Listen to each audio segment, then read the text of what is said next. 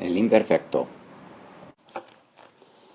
So el imperfecto is another past tense in the Spanish that we'll be talking about this week and next week.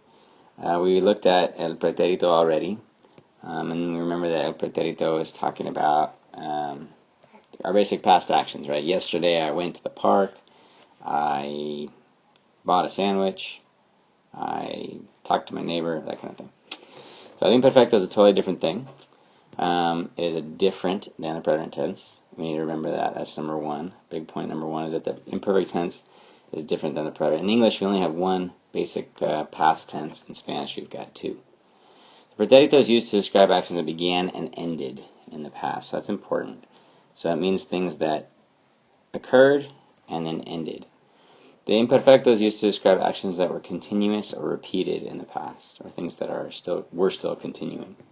So those are the things that we need to remember. We'll spend more time on that. Our main focus of the next 2 weeks is going to be just how do we use the imperfecto, and then we'll try and differentiate a little bit more between these two tenses.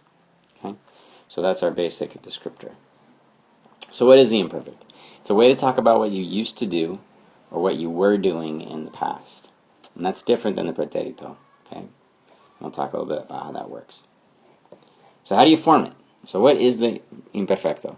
So if you take a verb like hablar, right, remember that AR, ER, and IR verbs all have different sort of endings usually. For hablar, which is an AR verb, we need to figure out that it's an AR verb. And then there are a series of endings that are associated with it, and those are right here. Okay? We had haba, habas, haba, habamos, and haban. So if we put that together with hablar, we would have yo hablaba, tú hablabas, ella hablaba, nosotros hablábamos, and ellos, ellas, or ustedes hablaban. So if you look at my little green writing over here, down in this area, you can see this sort of has the meaning, yo hablaba sort of has the meaning I used to talk, or it can also have the meaning I was talking, or I was in the process of talking.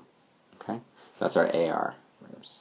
What about ER verbs? So you take a verb like comer, okay, figure out it's an ER verb, and then down over here where they follow the arrow, and you'll see another set of endings. We have yo comía, tú comías, él comía, nosotros comíamos, ellos comían.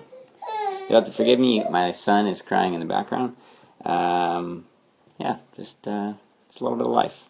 Maybe if you, to prove that you actually watched this, you'll know, and be able to ask me, oh, how's Javi doing? Okay. So again, if we look at one of these things, tú comías would mean you used to eat, or you were eating. It's sort of our meaning associated with the imperfecto. And then let's do one IR. So take a verb like escribir, and you see that the endings for the IR verbs are the same as the ER endings. So that's kind of nice. You've got ia, ias, ia, íamos, and ian again. So we have yo escribía, tú escribías, él o ella escribía, nosotros escribíamos, and ellos, ellas, o ustedes escribían. And again, these things mean that they're things you used to do. She used to write, ella escribía, or she was writing. So there are only 3 irregulars. Isn't that fantastic?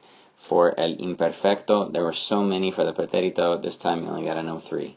We have the verb ser, is up over here, number 1. We have the verb ir, which is over here, verb number 2, and ver, verb number 3. So ser has sort of unpredictable sort of conjugation for the imperfecto, and it's right over here. It's era, eras, era, éramos, and eran, with the only little accent there on the éramos.